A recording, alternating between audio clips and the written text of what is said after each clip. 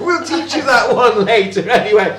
Right, so we are going to be looking at what's in substances today. A lot of substances in nature are ionic. That means they've got anions and they've got cations. Now, we have an ionic substance down here. This white powder that you can see. It's not white. Well, it's near enough white. It's cream-ish. Cream-ish. Well, Pebble, stone. Stone! It's a lovely colour. Oh no, we're not painting the walls. No, we're doing no painting today. But you might be nonchalantly walking down the road and see something like that and think to yourself, I wonder what is in there. And these are the tests that we will do to try to identify that. Now, ionic compounds very often dissolve in water. And when they do, they produce some lovely solutions like this. Now, ionic compounds comprise of the positive cations and the negative anions. We've got some really good cations here today. We've got lithium, sodium, potassium. We've got copper, we've got calcium. Say that 5 times in a row. No, I'm joking. Carry on. Carry on.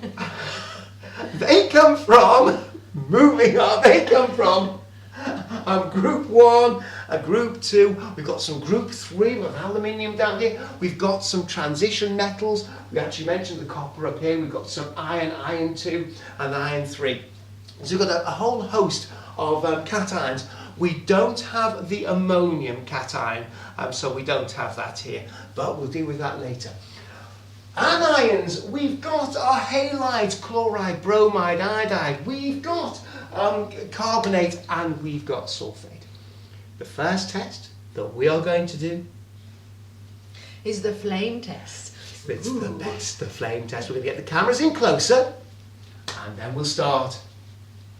Now, we are just about ready to start the flame test. The first thing that Emma's got to do is she's going to pour about 2-3 centimetres of each of the solutions into the various test tubes. Now, the reason for this is because we have, and I'll show you one of these, we have a piece of nichrome wire in a loop and actually put into a cork. And so Emma's going to be able to put this into a test tube. We're going to be able to withdraw a little bit of the solution, and then we're going to present the solutions one by one to the flame, and you'll see the colours. So, right, how are we doing? Oh, that's plenty, that's very good. I like a good amount of solution, yes. You see, I won't tell you what we used to do when I was at school, but there we go, very often we blow the end off the test tubes. There we go. Right, that is smashing. So now we have a test tube, nearly full of each one of the solutions.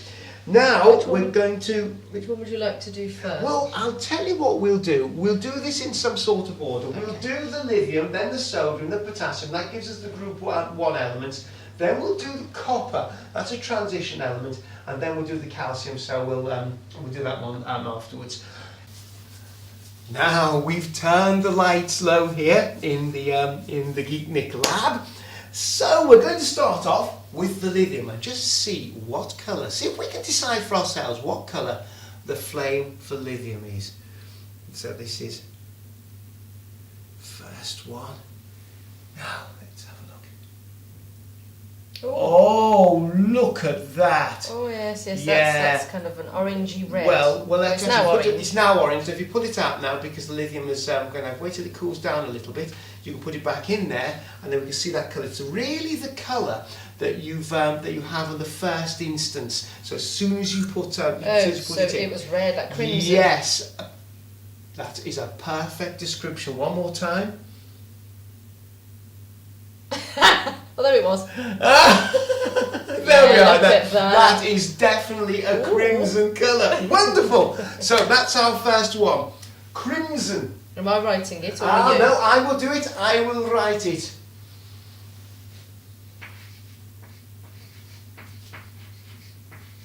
There we are. Crimson. Lovely colour. Next one. Right, so next one along. Sodium. Now those of you who've seen or remember sodium lights and street lights will know this colour straight off, I would think. Fingers crossed. Lovely. That's very, very orange, that one. Very orange. Very orange for the sodium. The next one on the list, so we are moving down now the group 1 elements. Next one, potassium. Oh, quiet. Here we go. Oh, it's quite pretty. Lilac. Let's we have another look. Let's have another look. Let's try that one again. There we are. Let's see if we can really get to grips with this. This should be a lilac colour. Yeah. It is. Makes wonderful fireworks. Right, lilac. Next one, copper. Regrettably, the colour of the solution tends to give this one away.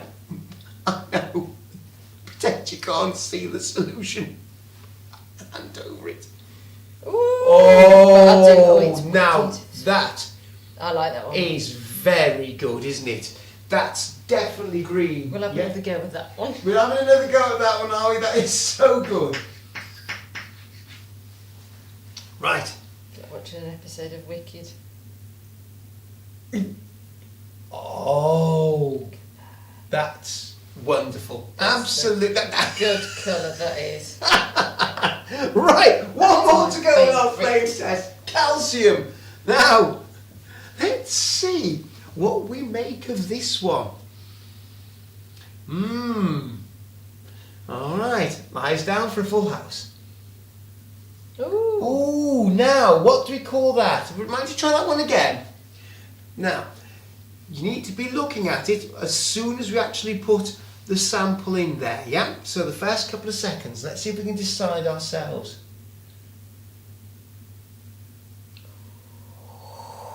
Ooh, what are we calling that? Well, it was really quite orange again. It was quite orange. Yellow, maybe. Well, no. I think, and we'll have a look at the camera footage on this. We'll have one more go, because I think this should be red-orange. Yeah? This should have a tinge of red in it as well as the orange. So let's have a look. Can you see the red in there as well? A little bit, at first. At first, that's what I mean. At first, right. Yes. So, red, orange. That is wonderful. So now we've done our flame tests, but just to give you a bit of information how this actually works, why the flame tests work is, all of these cations here, all elements and ions, have electrons in the outer shells. When we heat these cations up, the electrons, they disappear out, and then they fall back in again. And when they fall back in again, this is really actually the outer electron, really more than anything else. When the outer electron falls back in again, it emits a colour, a light of a very particular colour. And we've got them down here. So when lithium loses an electron because you've given it some energy and it comes back again, this electron, it's crimson the colour. And then sodium orange, potassium lilac, copper green, and of course we couldn't quite decide it was red or orange here for calcium, but there you go. Right, we are going to be moving on to our next experiment, which is the precipitation, which is the precipitation test with sodium hydroxide. Do we need the lights back on? We'll have the lights back on, yes, we will do. We are back, we're back for the second cation test, which is the precipitation with sodium hydroxide. Many metals produce insoluble hydroxides. We're going to take a look at those right now. The first one up, I think, is going to be copper. So Emma's now going to pour, I don't know, maybe a few centimetres of our copper solution into the test tube. Sodium hydroxide at the ready, and we'll see what happens. some of these transition metal solutions are absolutely fabulously coloured. The precipitates, I won't give the game away, this is a plot spoiler, are even better. Right. Are you ready? Ready. We almost do need the roll on the drums. Right. Precipitation test, number 1. Oh, that's plenty, that's lovely. There we go. Oh, look at that. Oh, goodness. That is really quite fun, isn't it? Do you know what? That precipitate looks almost like a jelly. It looks like something from the deep lagoon. The lagoon. I think we should call that a gelatinous precipitate. It's changed the colour a bit. It has, hasn't it? Right, well that's the first one. Let's move on and let's see what the next one does for us. So if we take that one, oh no, Emma's right. Excess. I'll tell you what we'll do. Let's just see if by adding any more of the sodium hydroxide, we can make this change in any way.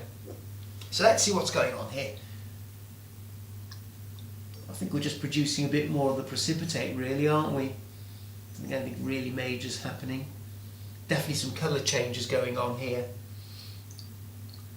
It's just getting fuller. It's just getting fuller. Nothing much is happening there. So tell you what, let's take that off, put that back in there, because we now know that with sodium hydroxide, with copper produces a lovely gelatinous precipitate of blue, which is actually going slightly dark now once it's gone off a little bit. So there we are, green. It really, yes, it is. Let me write that and prepare the next one. So I'm now going to write. It's almost blue, that really. I'm going to put some colour blue-green here. Blue, green. I can't fit it in there. So green.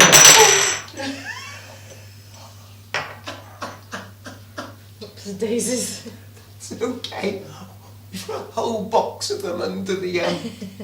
Don't worry about that. We'll cut that out as always.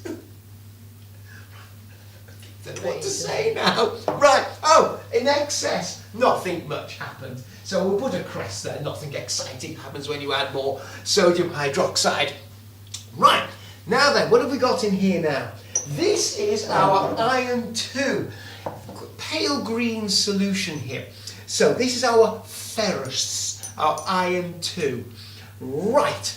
Here goes the sodium hydroxide, and yes, that is definitely another gelatinous precipitate, and definitely quite green, isn't it? That definitely is green. That's actually a grey green, wouldn't you say? Yes, Yes, yes. I would say. It's almost well, on the dark grey side. It's on the. Oh, I can't fit all that in. The box is big. A D, G, green.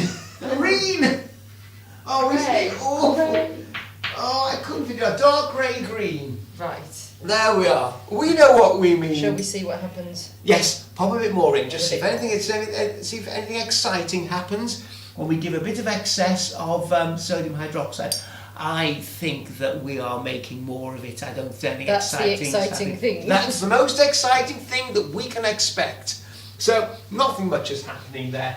I know the result to this anyway, so we'll keep this one up our sleeve. Nothing much happens there, you just get more of the same. Right, here we are. Next one. Iron 3. This is ferric. Yes, iron 3. Now, you might notice this colour. This colour is the same as a rust, because that is exactly what iron 3 is. Rust is iron 3 oxide. Right, see if we can create some rust. I don't think so, not from here anyway, because we're creating metal hydroxides, not metal oxides. Right, are we ready? For the sodium hydroxide? Look at that. Oh, goodness. Yes. Now that is actually a red-brown, isn't it? Yes, it's autumn. yes. It's almost autumnal. Oh, it is, yes. Wrong time of year for that. Yeah, but the viewers might be watching this at other seasons other than spring, which is Fair enough. Yes. So we're going to put a red-brown here. Red-brown. There we are. Let's try an excess. See if anything magical happens. Want me to add any more? Ooh, I think No. No, not really. No, it's not. An excess of sodium hydroxide is just more of the same. There we are. That is absolutely right. That's actually quite interesting, isn't it? It is actually quite interesting. There we are. Lovely. We're some really interesting test tubes here. Oh, dear. Oh, right. Now then, next up. Magnesium. Now things start getting interesting. So, magnesium. That's it. Sodium hydroxide. Going in. Cool. Now, that almost looks like, you know, It's like opaque. Like wallpaper paste, isn't it? Wallpaper paste. It's almost opaque, it's very white. Yes, it is white gelatinous precipitate. So we'll put white down there, kind of white. Yeah, and if you've had an excess, does anything happen? Anything magical happen? More, well, yes, you're more the same. Well, I know that's going to be more of the same, so let's not waste any time. Nothing happens in excess there. Next up, calcium. Having said that, I wouldn't try to put your wallpaper up with magnesium hydroxide. Well, I don't know. Could be serendipity here. You heard it here first. Right, next one, calcium. Right, so let's have a look and see what this calcium hydroxide is going to look like now. Here we go. There we are. Right. Calcium hydroxide. Ooh. That looks like it's dissolving a little bit better. Now, that's not a gelatinous precipitate. That is a standard precipitate, isn't it? Really, that just looks like it just looks like cream, doesn't it? Yeah. Okay. Well, more milk. Milk. Milk. Well, It looks like white. semi-skimmed. Semi-skimmed. It's white, semi-skimmed milk. I can't put that down. I think I want that on I put white, but it's not. my shredded wheat. What we should do, you should say this is the only one that's not a gelatinous precipitate, isn't it? Really, but it's certainly white. I don't think anything's going to happen with an excess. We always try, see what happens. No. All right. So the next one, the last one that we've got aluminium. Now, what I'm going to ask Emma to do here is put a little bit less, well, actually about half as much. Of the solution into the test tube, so really only about 1 centimetre of there. Let's have a put a tiny bit more, just so we can see the precipitate. Okay, that will be already go on then. Go. There we are. That's perfect. That's some centimetre. Well, all right. You'll see why in a moment. So here we go. So here is our aluminium. We're going to add the sodium hydroxide. And hopefully you will see a gelatinous white precipitate very similar to the magnesium. So actually you wouldn't at this stage be able to tell the difference. You would look at that and go, oh, I'm not sure, that could be magnesium, but it could be aluminium. We are going to keep adding the excess sodium hydroxide. I'm going to keep going. We may need to actually stir this, don't be looking at it, you know. So I might get a little bit of a stirring rod from over here somewhere if I can find one of about the right side. It's starting to disappear. Starting to go, is it? Right, keep going. There we are. It's like it's breaking it up. Yes, go on. Dissolving. Keep going. It's a very clear demonstration. Look at this, it's disappearing. There we go. Oh, it doesn't even need stirring, but I'm poised and ready for action. Always poised. Always poised, but that is definitely going. Let me give it a quick persuasion. A bit more, see if we can get it completely go. It's a very lively one. It's pretty much gone. Yeah, I think that's a pretty good demonstration.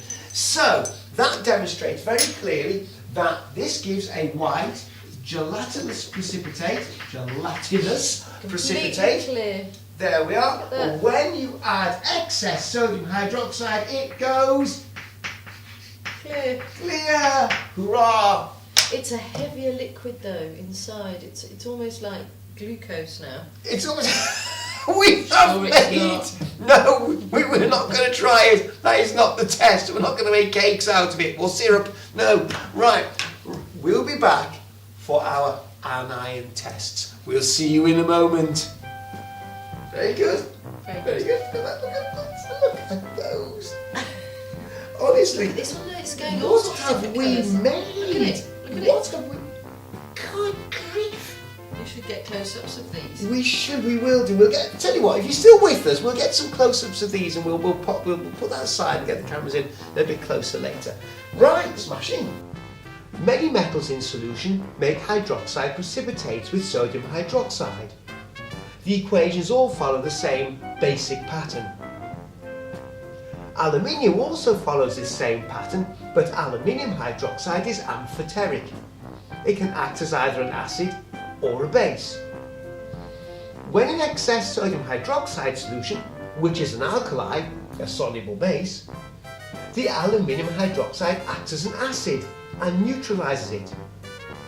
The aluminium hydroxide, therefore, appears to redissolve.